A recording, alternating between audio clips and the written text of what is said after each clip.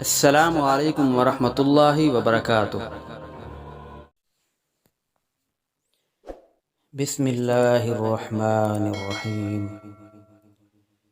ابو موسیٰ رضی اللہ تعالی عنہ سے مروی ہے کہ رسول اللہ صلی اللہ علیہ وآلہ وسلم نے فرمایا، اللہ تعالی رات کے وقت اپنا ہاتھ کشادہ کرتا ہے تاکہ دن کا گناہ گار توبہ کر لے، اور دن کو اپنا ہاتھ کھولتا ہے تاکہ رات کا گناہ گار توبہ کر لے۔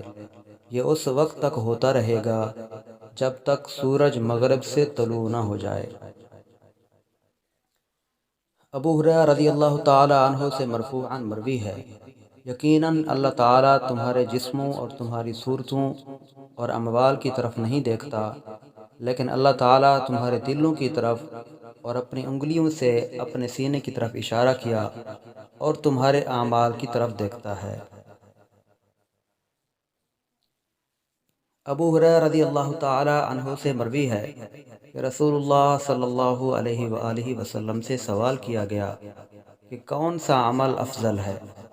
آپ صلی اللہ علیہ وآلہ وسلم نے فرمایا کہ تم اپنے مومن بھائی کو خوشی پہنچاؤ، یا اس کا قرض ادا کرو، یا اسے کھانا کھلاؤ۔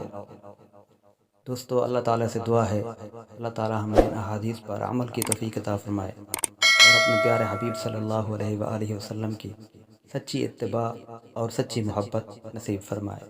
آمین۔